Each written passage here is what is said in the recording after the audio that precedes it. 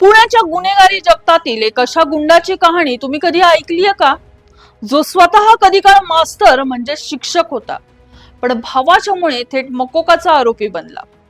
पोलिसांना गुंगारा देण्यासाठी तब्बल 11 महिने तो उसाच्या शेतातून पळाला आणि थेट राजस्थानच्या दुर्गम भागात लपला.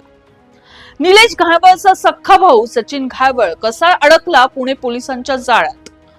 नमस्कार, मी सायली स्वामी आणि आज आपण पाहणार आहोत पुणे पोलिसांच्या या सर्वात मोठ्या कारवाईचा थरारक रिपोर्ट.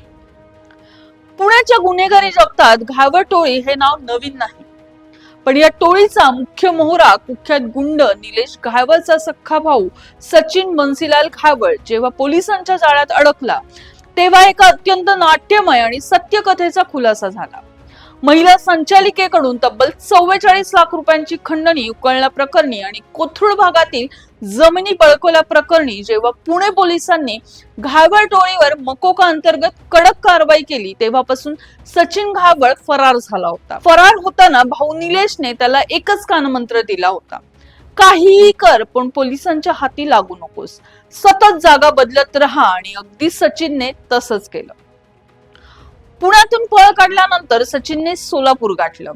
तिथे काही महिने भाड्याच्या घरात घालवले, पण पुणे पोलिसांची नजर त्याच्यावर होतीच. पोलिसांचा सुगावा लागताच तो तिथून सटकला आणि थेट अहिल्यानगरच्या जामखेड भागात पोहोचला.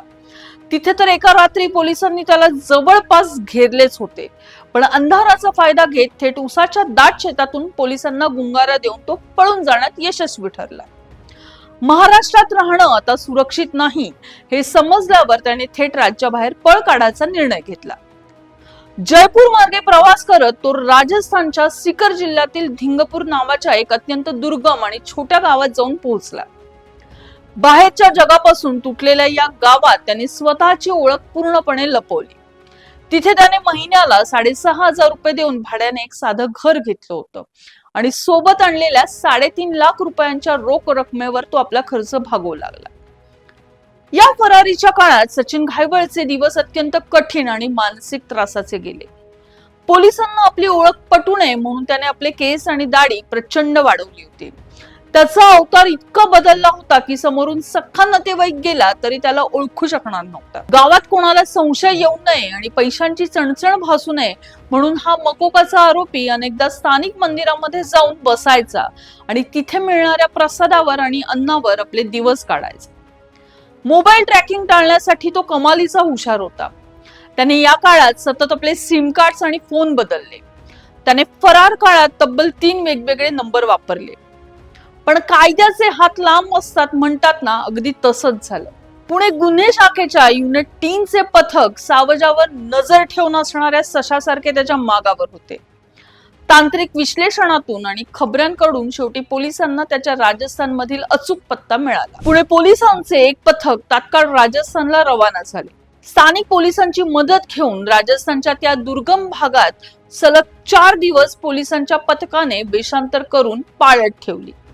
अखेर बुधवारी रात्री योग्य संधी साधून पोलिसांनी सचिन घायवळच्या घरावर छापा टाकला आणि त्याला जेरबंद केलं.